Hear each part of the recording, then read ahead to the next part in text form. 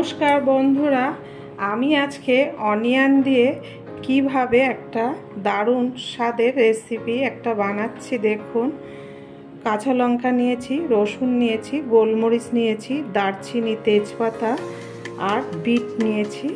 এবার অনিয়ন দিয়ে কি বানাচ্ছি দেখুন।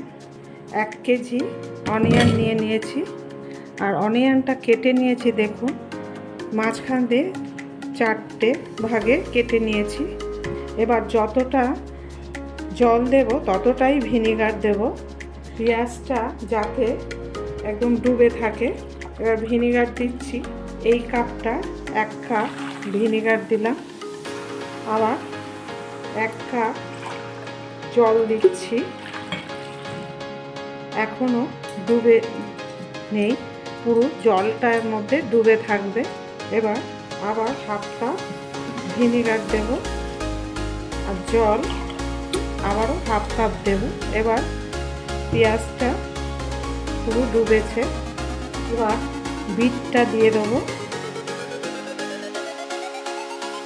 কাঁচা লঙ্কা, রসুন, একটা গোটা রসুন নিয়েছি, ছোট ছোট রসুন বলে, গোলমরিচ 15-16টা গোলমরিচ, তেজপাতা, দারচিনি।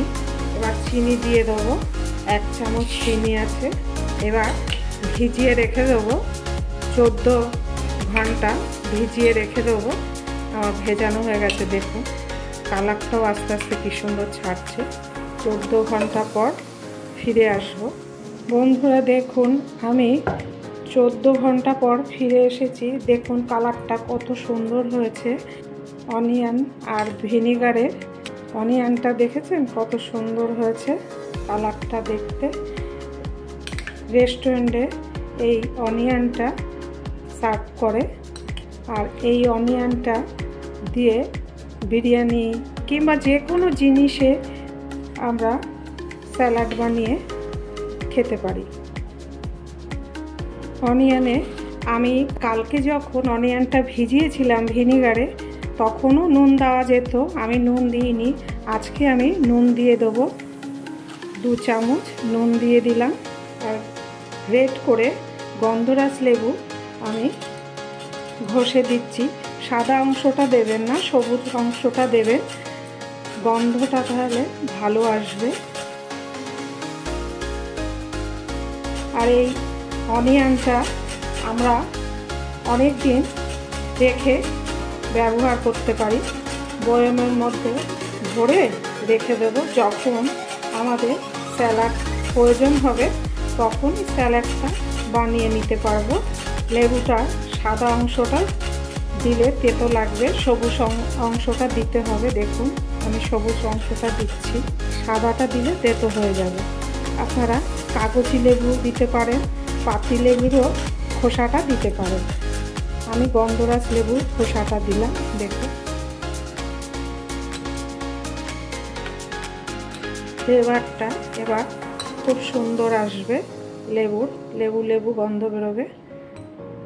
বন্ধুরা, এবার ওপরে চাট মশলা দিয়ে দেবো। চাট মশলাটা দিয়ে দিলে খেতে খুবই ভালো লাগে। বন্ধুরা, আমার অনিয়ন আর ভিনিগারের স্যালাড বানানোটা দেখলেন, যদি ভালো লেগে থাকে লাইক, শেয়ার, সাবস্ক্রাইব করবেন। পরের দিনের একটা নতুন রেসিপি নিয়ে ফিরে আসব। ভালো থাকুন, সুস্থ থাকুন। বন্ধুরা দেখুন, আমি বয়ামের মধ্যে ভরে রেখেছি। এবার অনিয়নটা যতদিন থাকবে এটা ব্যবহার করা যাবে, নষ্ট হবে না, অথচ স্যালাডটা অপূর্ব লাগবে। আপনারা ঢেকে রেখে দেবেন, ফ্রিজে রাখতে হবে না, নর্মাল জায়গায় রেখে দেবেন।